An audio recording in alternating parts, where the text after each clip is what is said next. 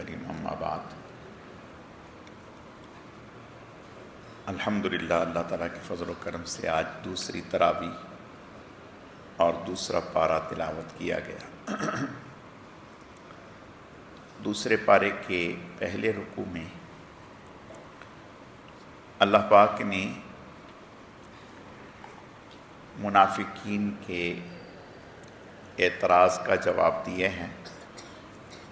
سَيَقُولُ السُّفَهَاءُ مِنَ النَّاسِ مَا وَلَّاهُمْ عَنْ قِبْلَتِهِمُ الَّتِي كَانُوا عَلَيْهَا۔ ان قریب یہ بیوقوف لوگ کہیں گے کس چیز نے انہیں ان کے قبلے سے پھیر دیا۔ آپ صلی اللہ علیہ وسلم ہجرت سے پہلے جب آپ مکہ میں قیام پذیر تھے تو اس وقت آپ صلی اللہ علیہ وسلم بیت اللہ شریف کی طرف منہ کر کے نماز پڑھتے تھے، اور ایک روایت کے مطابق آپ صلی اللہ علیہ وسلم اس وقت بھی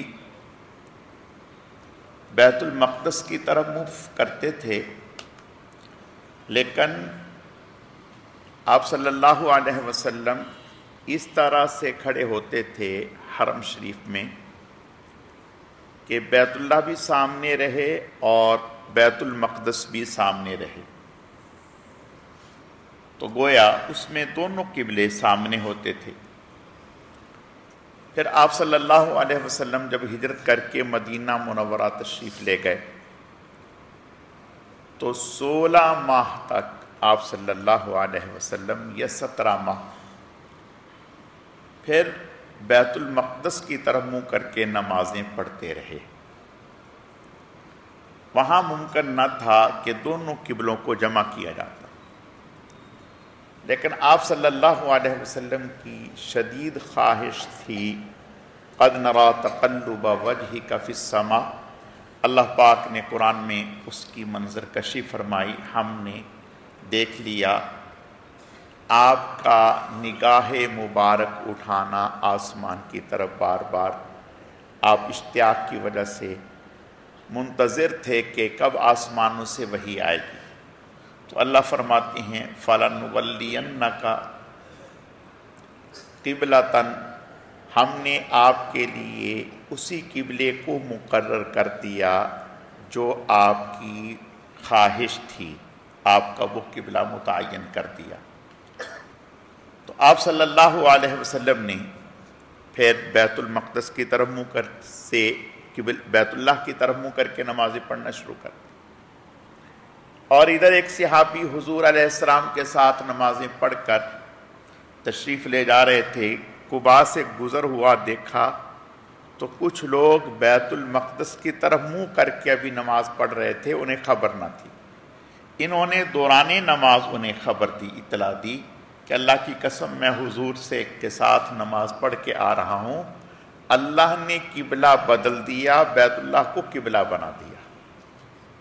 تو صحابہ اکرام نے فوراً نماز میں ہی اپنا رخ بیت اللہ شریف کی طرف پھیر لیا، اس لیے کہ صحابہ اکرام کو اندازہ تھا کہ حضور صلی اللہ علیہ وسلم کو خواہش ہے، اللہ نے یقیناً آپ کی خواہش کو پورا فرما دیا۔ تو اس پر منافقین نے اعتراض کیا، کہا کہ یہ بھی کوئی لوگ ہیں کہ جن کا قبلہ ہی کوئی مقرر نہیں ہو پاتا، کبھی بیت اللہ کی طرف منہ کر کے نماز پڑھتے ہیں، کبھی بیت المقدس کی طرف منہ کر کے نماز پڑھتے ہیں، اور اب پھر بیت اللہ کی طرف منہ کر کے نمازیں پڑھنا شروع کر دیں۔ تو اس طرح سے اعتراض کیا۔ یاد رکھیں اللہ پاک نے مسلمانوں کو جو عبادات دی ہیں اس میں 2 طرح کی ہیں، بعض وہ ہیں جو انفرادی ہیں جیسے روزہ ہے، ذکر ہے، اور بعض وہ ہیں جو اجتماعی ہیں جیسے حج ہے، نماز کی جماعت سے نماز ہے، یہ اجتماعی عمل ہے۔ تو اس میں نظم اور ڈسپلن کا ہونا ضروری ہے۔ ویسے تو قُلِ اللَّهِ الْمَشْرِقُ وَالْمَغْرِبُ، مشرق مغرب ہر طرف اللہ کی سمت ہے، جہاں جس طرف بھی منہ کریں گے اللہ ہی کی طرف ہے۔ لیکن اتفاق اور اتحاد کا مظاہرہ امت کو ایک طرف جمع کرنے کے لیے اللہ نے حکم دیا کہ بیت اللہ شریف کی طرف قبلہ منہ کیا جائے۔ اب مسلمان جہاں بھی ہوں گے، جس ملک جس شہر علاقے میں رہنے والے ہوں گے، تو وہ نماز جب ادا کریں گے تو بیت اللہ ہی کی طرف منہ کر کے نماز پڑھیں گے۔ اگلی آیتوں میں اللہ فرماتے ہیں وَكَذَلِكَ جَعَلْنَاكُمْ أُمَّةً وَسَطًا لِتَكُونُوا شُهَدَاءَ عَلَى النَّاسِ، ہم نے آپ کو درمیانی امت بنایا۔ اس سے مراد یہ ہے کہ معتدل امت بنایا، افراط و تفریط نہیں ہے۔ قیامت کے دن اللہ پاک مختلف امتوں کو، نبیوں کو جب جمع کریں گے تو پہلی امتیں انکار کریں گی کہ ہمارے پاس تو کوئی آیا ہی نہیں تھا ہمیں سمجھانے کے لیے، ہمیں ڈرانے کے لیے۔ تو اس موقع پر اللہ پاک حضور علیہ السلام کی امت کو گواہ کے طور پر پیش کریں گے۔ یہ امت گواہی دے گی کہ یا اللہ پاک، آپ کے نبیوں نے اس قوم کو ڈرایا تھا، دین کی طرف بلایا تھا، سمجھایا تھا۔ تو قوم کہے گی کہ یا اللہ پاک، یہ تو اس وقت تھے ہی نہیں، ان کا وجود ہی نہیں تھا، یہ کیسے گواہی دے رہے ہیں؟ تو پھر یہ امت سے پوچھا جائے گا بھی ہاں آپ کیسے گواہی دے رہے ہیں؟ تو یہ کہیں گے یا اللہ پاک، ہمیں آپ کے نبی جناب رسول اللہ صلی اللہ علیہ وسلم نے خبر دی تھی، تو ہم نے آپ کی خبر پر یقین کرتے ہوئے یہ گواہی دے رہے ہیں۔ اور آپ صلی اللہ علیہ وسلم فرمائیں گے اے اللہ، آپ نے اپنی کتاب میں ذکر کیا تھا۔ اگلی آیتوں میں اللہ فرماتے ہیں الذین آتیناہم الکتاب یعرفونہ کما یعرفون ابناءہم، یہ یہود و نصارہ آپ کا نبی ہونا ایسے پہچانتے ہیں جیسے انسان اپنی اولاد کو پہچانتا ہے، لیکن ان کو حسد کھا گیا۔ حسد کس بات کا؟ کہ یہود یہ امید لگائے ہوئے تھے کہ آخری نبی جناب رسول اللہ صلی اللہ علیہ وسلم حضرت اسحاق علیہ السلام کی لڑی سے، پشت سے ہوں گے۔ آپ کو اللہ پاک نے حضرت اسماعیل علیہ السلام کی پشت سے پیدا کیا، تو یہ حسد جو ہے انہیں کھا گیا۔ اس وجہ سے آپ صلی اللہ علیہ وسلم نے ارشاد فرمایا کہ یہود مجھ پر 3 باتوں کی وجہ سے حسد کرتے ہیں۔ فرمایا کہ ایک تو اللہ نے میرا قبلہ جو ہے وہ بیت اللہ کو بنایا، بیت اللہ کو میرا قبلہ، ان کو یہ حسد ہے۔ پہلے نبیوں کا قبلہ بیت المقدس تھا۔ فرمایا کہ دوسرا، میں نماز میں آمین کہتا ہوں، آمین کہتا ہوں، اس بات کا ان کو حسد ہے، اور نبیوں میں یہ چیز نہیں تھی۔ اور تیسرا، آپ صلی اللہ علیہ وسلم کو اللہ پاک نے بنی اسماعیل، حضرت اسماعیل علیہ السلام کی اولاد سے پیدا کیا۔ اگلی آیتوں میں اللہ پاک فرماتی ہیں کہ اے ایمان والو، جب بھی تمہارے اوپر کوئی حالات، پریشانیاں آئیں، استعینوا بالصبر والصلاۃ، تو 2 چیزیں اختیار کرو، ایک تو نماز اور دوسرا صبر۔ یعنی کیسے ہی حالات کیوں نہ ہوں، فوراً اللہ تعالیٰ کی طرف متوجہ ہو جاؤ اور اللہ تعالیٰ کی طرف سے مدد مانگو اور صبر کرو۔ دیکھیں، حالات ہمیشہ آئے ہیں ایمان والوں پر، اور ایسے ایسے حالات آئے ہیں کہ آدمی کے رونگٹے کھڑے ہو جاتے ہیں۔ غزہ کے حالات بھی ہمارے سامنے ہیں، اس سے پہلے افغانستان میں آج اللہ پاک نے وہ وقت دکھا دیا کہ آج اللہ پاک نے وہاں مٹھی بھر لوگوں کو جو ہے غلبہ عطا فرمایا۔ آج پورے ملک میں امن ہے، سکون ہے، اطمینان ہے، اسلام غالب ہے، حدود قائم ہیں، نافذ ہیں۔ وہاں چور چوری کرتا ہے اس کی سزا ہے، کوئی کسی کو قتل کرتا ہے قصاص ہے، زنا کرتا ہے اس پر رجم ہے، امن ہے، امن ہے۔ ایسا امن کہ ہم اس کا تصور بھی نہیں کر سکتے میں نے ایک ساتھی سے پوچھا، میں نے کہا نماز کے وقت میں شٹر گرا دیتے ہیں؟ کہا شٹر گرانا تو دور کی بات ہے، کپڑا بھی نہیں ڈالتے، ایسے ہی چلے جاتے ہیں، کسی کی مجال نہیں ہے کہ کوئی ہاتھ بڑھا کر کے دیکھے۔ اور کہنے لگا کہ ایک سب سے بڑی جو چیز ہے جو ہمیں سمجھ میں نہیں آتی وہ یہ ہے، کتنا ہی بڑا وہاں واقعہ کیوں نہ ہو جائے، وہ جو مجرم ہے 2 سے 3 دن میں پکڑا جائے گا، اس سے زیادہ وقت نہیں لگتا، 2 سے 3 دن میں وہ پکڑا جاتا ہے اور مہینے میں اس کو سزا دے دی جاتی ہے اور امن ہے، بالکل امن ہے۔ میں نے پوچھا کہ وہاں ہم تو یہاں بجلی کے بلوں کے ستائے ہوئے ہیں، تو آپ کے ہاں بجلی کا بل کتنا آتا ہے؟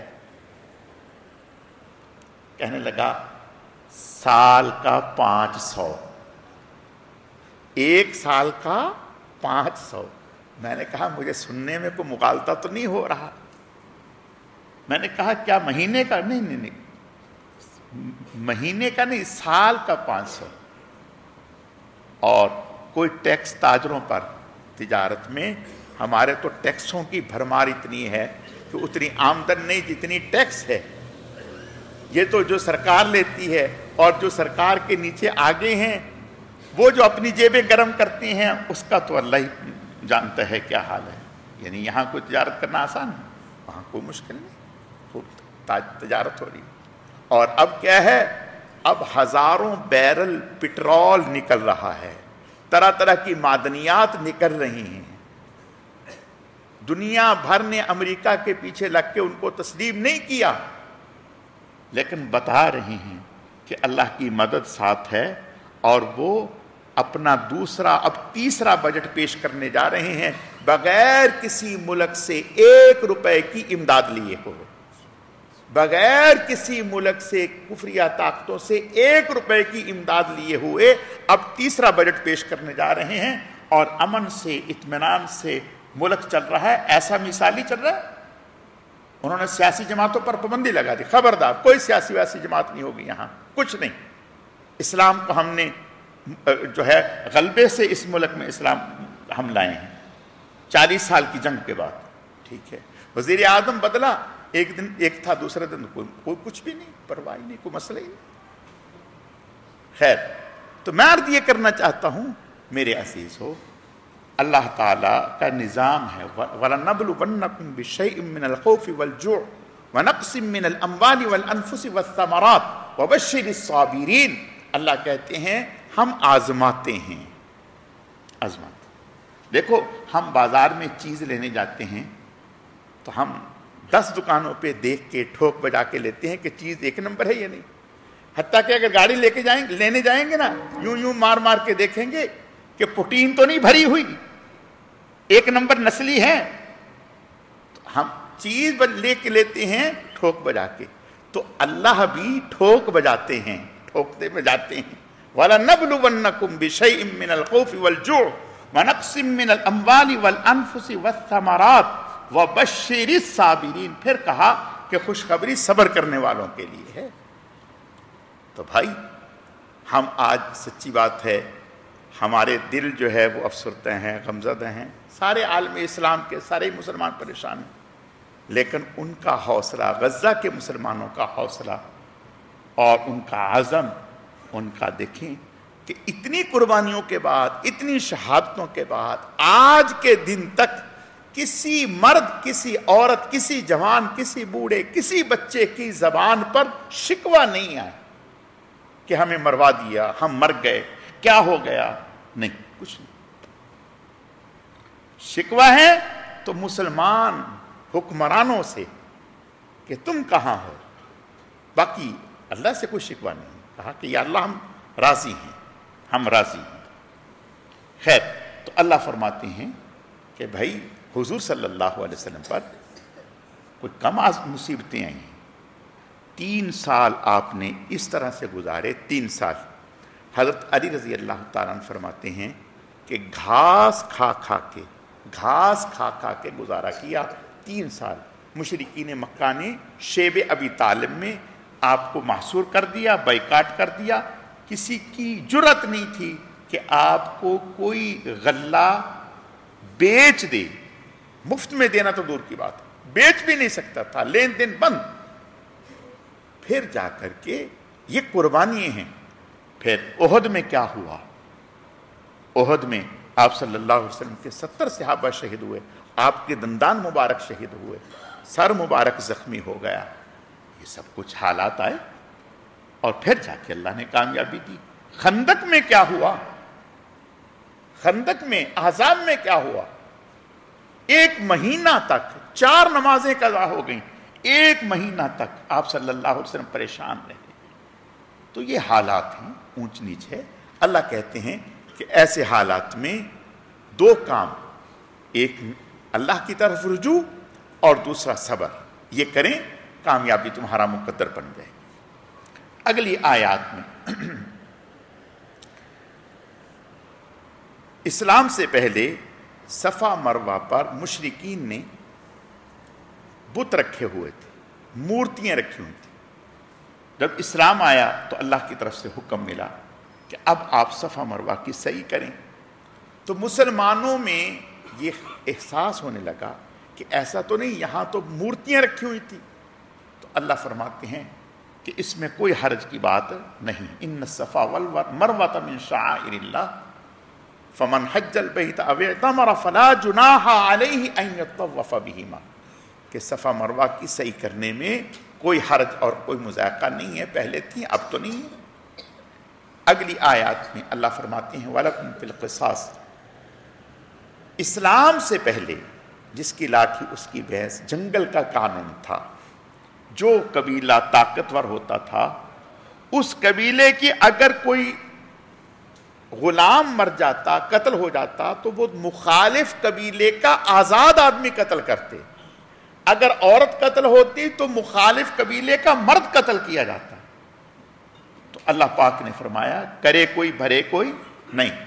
الحر وَلَكُمْ فِي الْقِصَاصِ حَيَاةٌ يَا أُولِي الْأَلْبَابِ لَعَلَّكُمْ تَتَّقُونَ، اور فرمایا الحر بالحر والعبد بالعبد والانثى بالانثى، کہ آزاد کے بدلے میں، غلام غلام کے بدلے میں، مرد مرد کے بدلے میں، عورت عورت کے بدلے میں. جو کسی کو قتل کرے گا اسی کو بدلے میں قتل کیا جائے گا، دوسرے کو قتل نہیں کیا جائے گا. اگلی آیات میں یہیں پہ جب وراثت کا قانون نہیں آیا تھا تو اس وقت اللہ پاک نے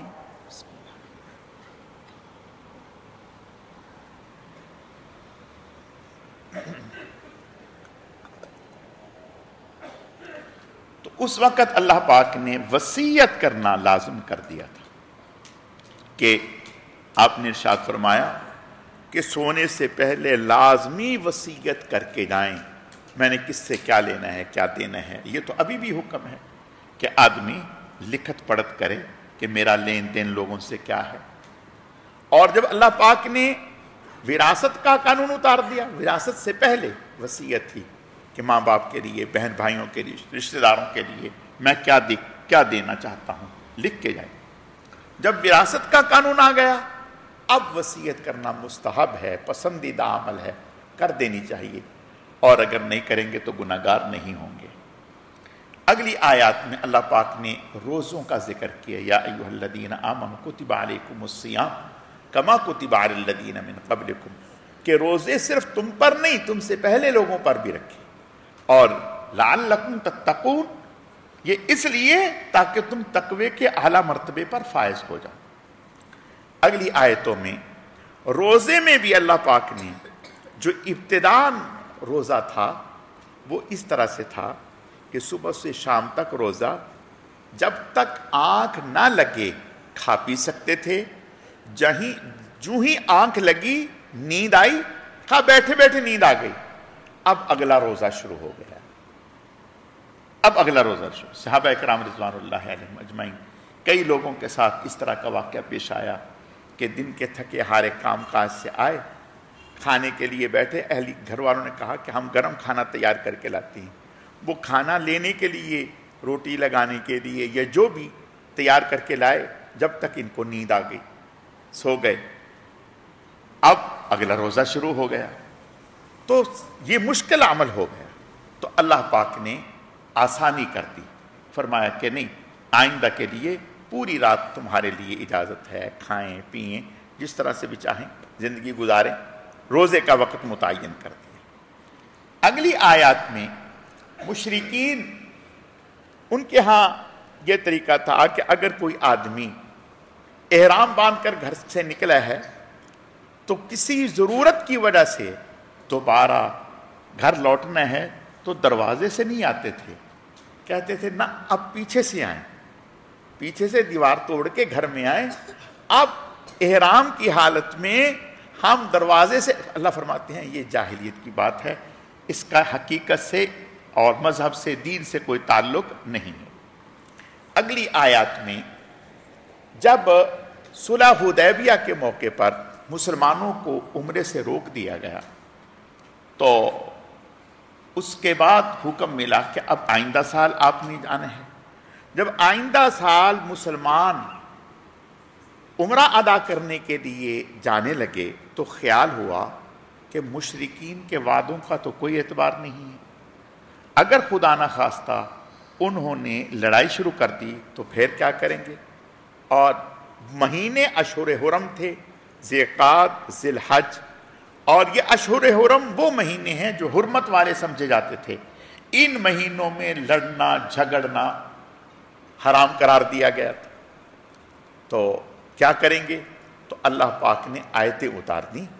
فرمایا کہ اگر مشرکین ان حرمت والے مہینوں کا حرمت کا پاس نہیں کرتے، تمہارے اوپر ظلم اور زیادتی کرتے ہیں، ہاتھ اٹھاتے ہیں، تو تمہیں ان کا مقابلہ کرنے کی پوری اجازت ہے، پوری اجازت ہے. اور فرمایا کہ اس میں تمہارے لیے کوئی مذاکرے کی بات نہیں. اگلی آیتوں میں یہ حکم دے دیا کہ اگر کسی آدمی نے احرام پہنا ہے اور کسی وجہ سے وہ حج پر یا عمرے پر نہیں جا پا رہا، کوئی رکاوٹ آ گئی، بیمار ہو گیا یا کوئی اور ایسی مجبوری پیش آ گئی، تو پھر شریعت مطہرہ کا حکم یہ ہے کہ ایسی صورت میں اللہ نے آیتیں اتار دیں کہ اپنی قربانی کا جانور حرم میں پہنچا دو، وہ حرم میں ذبح ہو جائے تو تم اپنا احرام اتار دو. جیسے مسلمان صلح حدیبیہ کے موقع پر احرام باندھ کر گئے تھے، لیکن وہاں مشرکین نے عمرہ ادا نہیں کرنے دیا. جب عمرہ ادا نہیں کرنے دیا تو اب مسلمانوں نے یہ کیا کہ وہاں حدود حرم میں جانور ذبح کیے، اپنا سر منڈایا، احرام کھول دیے، واپس آ گئے. تو اللہ نے یہ اجازت دے دی، سہولت دے دی. اگلی آیات میں اللہ نے یہ ذکر کیا کہ اگر احرام کی حالت میں کسی انسان کو کوئی ایسی تکلیف لاحق ہو گئی جس کی وجہ سے اس کو بال منڈانے پڑ گئے، سر منڈانا پڑ گیا، تو فرمایا اس کے لیے 3 حکم ہیں: یا تو غلام آزاد کرے، یا روزے رکھے، اور یا مسکینوں کو کھانا کھلا دے. اللہ پاک اگلی آیتوں میں اللہ پاک نے حج کا حکم ذکر کیا، الحج اشہر معلومات، اور فرمایا فمن فرض فیہن الحج فلا رفث ولا فسوق ولا جدال فی الحج. حج کے بارے میں تعلیم دی کہ حج میں 3 چیزوں کا خیال رکھیں، جھگڑے نہیں. حج میں چونکہ سفر ہوتا ہے، مشقت والا ہوتا ہے، تو آپس میں بات بات پر تکرار ہو جاتا ہے، تو فرمایا صبر کا مظاہرہ کریں. اور حج میں فوش قسم کی گفتگو نہ کریں. اور اسی طرح ولا رفث ولا فسوق ولا جدال فی الحج، جھگڑے نہیں. پھر اگلی آیتوں میں یمن کے لوگوں کا ذکر ہے کہ یہ لوگ جب حج کے لیے نکلتے تو گھر سے زیادہ راہ نہ لیتے اور کہتے ہم متوکلین ہیں، یعنی اللہ پر بھروسہ ہے ہمیں، ہم اللہ کے مہمان ہیں. اور پھر جب نکل آتے تو لوگوں سے مانگتے پھرتے. تو اللہ فرماتے وَتَزَوَّدُوا فَإِنَّ خَيْرَ الزَّادِ التَّقْوَىٰ وَاتَّقُونِ يَا أُولِي الْأَلْبَابِ، کہ گھر سے اپنے ذات راہ سفر کا سامان لے کر کے نکلو، بجائے اس کے کہ لوگوں سے بھیک مانگتے پھرو. اگلی آیتوں میں جو قریش تھے مشرکین مکہ، تو وہ جب حج کرتے تو 9 ذی الحجہ کو جب حاجی عرفات میں جاتے تو وہ عرفات میں نہ جاتے، کہتے ہم تو بیت اللہ کے متولی ہیں، ہم تو اللہ کے پیارے ہیں، ہم عام لوگوں کے ساتھ نہیں جائیں گے، وہ وہیں مزدلفہ میں ہی رکے رہتے۔ تو اللہ پاک نے منع فرمایا نہیں، جہاں اور لوگ عرفات میں جائیں وہیں آپ لوگ بھی جائیں۔ پھر جب وہاں عرفات سے فارغ ہو جاتے، مینا میں 3 دن جب کینکریاں مارتے، تو کینکریاں مارنے کے علاوہ حاجی کو کوئی کام نہیں ہوتا، تو پھر لوگ جو ہے اپنے آباء و اجداد کے قصے بیان کرنا شروع کر دیتے، اشعار پڑھنا شروع کر دیتے۔ تو اللہ پاک نے فرمایا نہیں، یہ دن اس لیے نہیں ہے کہ تم آباء و اجداد کے تذکرے کرو، بلکہ اس میں اللہ کا ذکر کرو۔ اگلی آیتوں میں اللہ پاک فرما رہے ہیں یسألونک ماذا ینفقون، ایمان والوں سے سوال کرنے لگے یا اللہ پاک حضور سے کہ ہم کیا خرچ کریں، کس پر خرچ کریں؟ تو اللہ پاک نے فرمایا والدین پر، عزیز و اقارب پر، یتامہ پر، مساکین پر، مسافروں پر، جتنا جو تم سے ہو سکتا ہے وہ اللہ کے راستے میں خرچ کرو۔ اگلی آیتوں میں اللہ پاک نے ذکر کیا ہے وَلَا تَنْكِحُوا الْمُشْرِكَاتِ حَتَّى يُؤْمِنْ، کہ ایمان والے مرد مشرک عورتوں سے اگرچہ وہ انہیں پسند ہوں نکاح نہ کریں جب تک کہ وہ ایمان نہ لے آئیں۔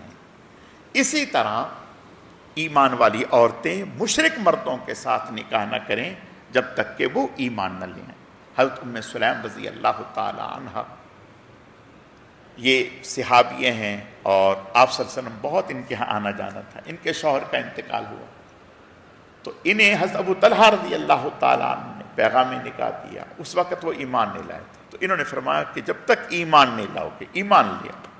وہ ایمان لے آئے، پھر ان کے ساتھ نکاح کر لیا، اللہ نے حکم دے دیا۔ اگلی آیتوں میں اللہ پاک نے طلاق کے احکام ذکر کیے ہیں۔ فرمایا کہ حلال چیزوں میں سب سے زیادہ ناپسندیدہ چیز طلاق ہے، اللہ کو پسند نہیں۔ حکم یہ ہے کہ طلاق کی نوبت نہ آئے، لیکن شریعت مطہرہ ایک قانون فطرت ہے۔ ایسا نہیں ہے کہ عورت مرد کا بندھن قائم ہو جائے اور اگرچہ آپس میں ہم مزاجوں میں ہم آہنگی نہ ہو تو ایک دوسرے سے الگ ہی نہ ہو سکے۔ تو شریعت مطہرہ نے جیسے نکاح کا طریقہ کار رکھا ہے، ایسے ہی اگر خدا نہ خواستہ میاں بیوی میں بن نہیں رہی، آپس میں جھگڑے ہو رہے ہیں اور آپس میں مصالحت کی بہت کوششیں ہوئیں لیکن رائے گاہ جا رہی ہیں، تو شریعت مطہرہ نے اس کا طریقہ کار رکھا کہ کس طریقے سے عورت کو اپنے نکاح سے الگ کیا جائے۔ ہمارے ہاں تو لٹھ مار ہے کہ وہ غصے میں ایک ہی دفعہ میں غصے میں جو ہے کہا جی 3 طلاقیں، 1000 طلاق، 500 طلاق، 600 طلاق، ہاں جی، اور پھر کہتے ہیں کہ جی مولانا صاحب غصے میں بول دیا۔ محبت میں کون بولتا ہے؟ یہ باتیں تو غصے میں ہی نکلتی ہیں نا، محبت میں تو کوئی بھی نہیں کہتا۔ شریعت مطہرہ یہ کہتی ہے کہ نہیں، اگر خدا نہ خواستہ کبھی ایسی نوبت آ گئی اور پوری کوشش کر لی، بن نہیں رہی، اب یہی طے کیا کہ بھئی طلاق دینی ہے، تو پھر شریعت مطہرہ یہ کہتی ہے کہ ایک طہر یعنی ایام کے بعد جو پاکی کا زمانہ آتا ہے، یہ پاکی کا زمانہ، اس پاکی کے زمانے میں ایک طلاق دے دی جائے اور اس کے ساتھ اس کے قریب نہ جایا جائے، پھر اگلے طہر میں ایک طلاق دے دیے، پھر اگلے طہر میں، اس طرح سے 3 طلاقیں دے دیں اگر 3 دینا چاہے، اگر چاہے تو ایک ہی دے دے۔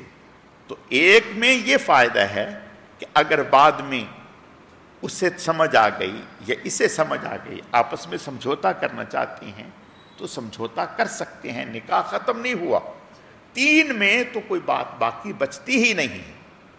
اگلی آیتوں میں اللہ پاک فرماتے ہیں وَإِذَا طَلَّقْتُمُ النِّسَاءَ، دوسری جگہ یہ فرمایا کہ اگر کسی نے اپنی بیوی کو کسی وجہ سے طلاق دے دی، علیحدگی ہو گئی، اب میاں کو سمجھ آ گئی، کچھ غصہ ٹھنڈا ہوا، عورت کو بھی احساس ہوا، اب دوبارہ وہ آپس میں نکاح کرنا چاہتے ہیں۔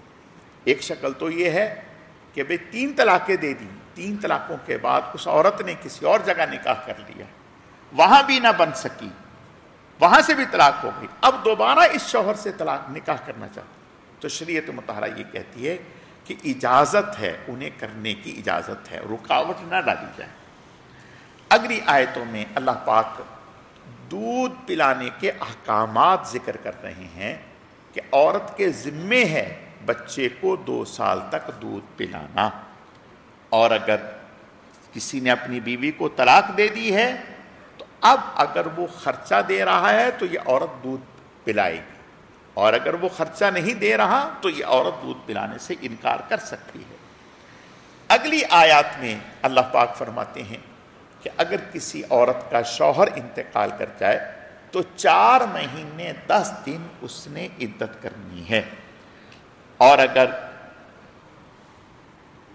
چاند کی پہلی تاریخ کو انتقال ہوا ہے تو پھر ہر مہینے کو دیکھا جائے گا، خواہ وہ مہینہ 29 کا ہو خواہ 30 کا، اور اگر چاند کی پہلی تاریخ نہیں ہے درمیان میں تو پھر ہر مہینہ 30 دن کا گزاریں گے اس طرح سے، اور اس عدت کے درمیان میں زیب و زینت اختیار نہیں کرے گی، زیور نہیں پہنے گی، خوشبو استعمال نہیں کرے گی، اور جتنی بھی زیب و زینت کی چیزیں ہیں ان سے اجتناب کرے گی۔ اگلی آیتوں میں حضور صلی اللہ علیہ وسلم سے پہلے ایک دفعہ کسی علاقے میں طاعون پھیلا تو لوگ ڈر کے مارے 10,000 لوگ وہاں سے نکل پڑے کہ بھئی کہیں ایسا نہ ہو ہم مارے جائیں۔ جب یہ 10,000 لوگ نکلے تو کسی جگہ پہنچے تو اللہ پاک نے فرشتوں کو بھیجا، 2 فرشتے آئے، انہوں نے اس ایک نے ادھر سے ایک نے ادھر سے میدان کے کنارے سے کوئی ایسی آواز لگائی جس سے یہ سارے کے سارے مر گئے، 10,000 مر گئے، اور یہ نکلے تھے موت سے بچنے کے لیے۔ تو اللہ پاک بتاتے ہیں اب جب یہ 10,000 اتنی بڑی تعداد اکٹھے مر گئے تو لوگ جو اطراف کے تھے انہیں پتہ چلا، تو انہوں نے سوچا کہ اب ہم ان کو کفن دفن کیسے کریں گے، تو انہوں نے ارد گرد دیوار کھینچ دی اور یہ یہیں گل سڑ گئے۔ ایک طویل عرصے کے بعد اللہ کے نبی حضرت حزقیل علیہ السلام وہ وہاں تشریف لائے، انہوں نے جب دیکھا تو اللہ پاک کی طرف متوجہ ہوئے، یا اللہ، تو اللہ پاک نے انہیں ذکر کیا کہ یہ موت سے ڈر کی وجہ سے، الم تر الی الذین خرجوا من دیارہم وہم الوف حذر الموت فقال لهم اللہ موتوا ثم احیاہم، کہ یہ ڈر کے مارے نکلے تھے موت سے ڈر کے، تو اس طرح سے ہو گیا۔ انہوں نے کہا یا اللہ انہیں زندہ کر دیں، تو اللہ نے انہیں دوبارہ زندہ کر دیا، اللہ نے ان سب کو دوبارہ زندہ کر دیا۔ تو اللہ بتانا چاہتے ہیں کہ زندگی اور موت جہاد میں یا کسی اور میں نہیں، وہ اللہ کے حکم میں ہے۔ اگر آپ صلی اللہ علیہ وسلم نے ارشاد فرمایا کہیں طاعون پھیل جائے تو وہاں سے ڈر کے مارے بھاگنا نہیں چاہیے، وہاں رکے رہنا چاہیے، اس لیے کہ اگر سارے لوگ جان بچانے کے لیے نکل پڑیں گے تو جو بیمار ہیں ان کو کون دیکھے گا، ان کے کفن دفن کون کرے گا۔ اللہ تعالیٰ سمجھنے کی، عمل کرنے کی توفیق عطا فرمائے۔ الحمدللہ رب العالمین والعاقبۃ للمتقین والصلاة والسلام علی سید المرسلین اللہم صلی علی محمد النبی الامی وعلی آلہ واصحابہ وبارک وسلم وصلی علیہ رب اغفر وارحم وانت خیر الراحمین۔ اے اللہ، جو کچھ کہا سنا گیا اپنی بارگاہ میں قبول فرما، کمی کوتاہیوں کو معاف فرما۔ اے اللہ، آج کی تراویح جو پڑھی گئی اسے قبول فرما، اس میں جتنا بھی کلام پاک پڑھا گیا اسے قبول فرما۔ اے اللہ، اس تراویح کے پڑھنے میں سننے میں جو ہم سے کوتاہیاں غلطیاں لغزشیں ہوئیں معاف فرما۔ اے اللہ، رمضان المبارک کی قدر و منزلت کو پہچاننے کی توفیق عطا فرما۔ اے اللہ، اس ماہ مبارک میں ہم سب کی مغفرت کے فیصلے فرما، فلسطین کے مظلوم مسلمانوں کی امداد فرما، انہیں ظالموں کے ظلم سے نجات عطا فرما، انہیں فتح اور کامیابیوں سے ہمکنار فرما۔ سبحان ربک رب العزت عما یصفون وسلام علی المرسلین والحمد للہ رب العالمین برحمتک یا ارحم الراحمین۔